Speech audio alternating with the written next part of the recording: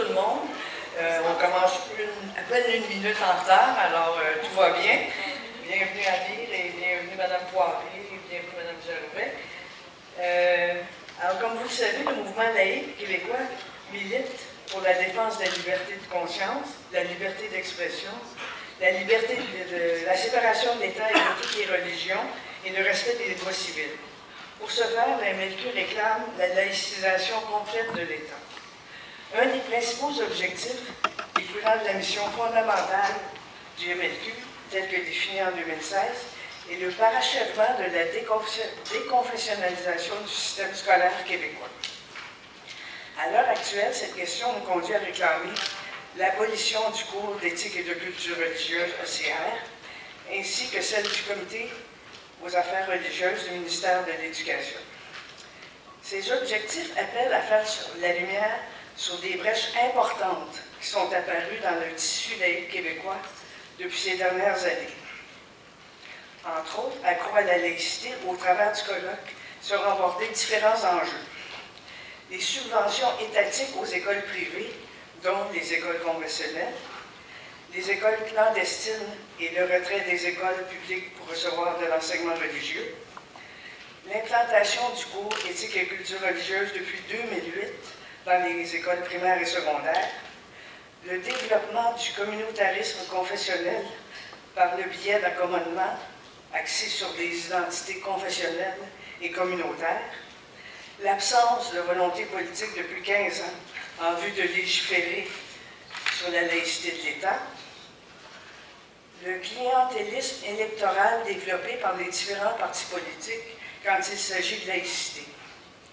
Il y a 15 ans à peine, le parachèvement de la laïcité québécoise semblait en bonne voie de s'accomplir. Aujourd'hui, pourtant, des forces conservatrices menacent d'infléchir gravement cette trajectoire historique. C'est dans ce contexte que le mouvement laïque québécois, ainsi que ses partenaires, vous accueille à ce colloque « Éducation et laïcité, où en sommes-nous » Nous souhaitons, par cet exercice citoyen, sensibiliser la population à la laïcisation de l'État québécois, toujours inachevé, spécialement en éducation, rassembler toutes les forces en faveur de la laïcité au Québec autour de cet enjeu central qu'est l'éducation, et proposer et développer un plan d'action menant à la déconfessionnalisation totale de l'éducation au Québec. Je voudrais remercier les groupes et associations qui ont participé au financement de ce colloque. La Centrale des syndicats du Québec, l'Institut pour la liberté de conscience du Canada, la Fondation humaniste du Québec, ainsi que l'Association humaniste du Québec.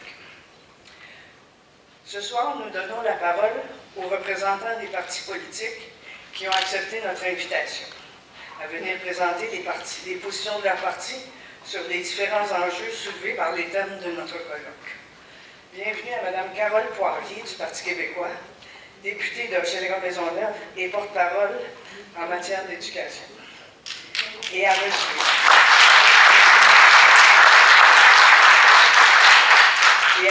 Amir Kadir de Québec solidaire, député de Mercier, premier député élu à Québec solidaire.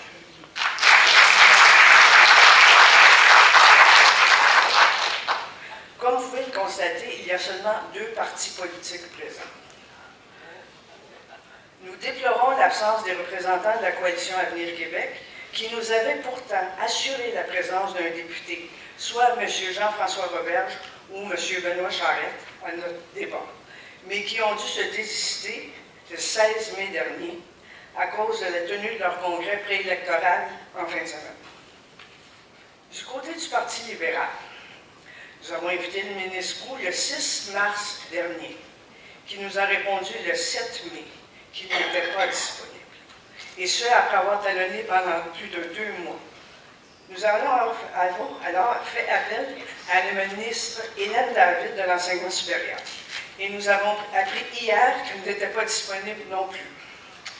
Entre-temps, j'ai rejoint le coordonnateur du parti, M. Sylvain Langer, qui a tenté de trouver une ou un député pouvant représenter le parti à notre colloque.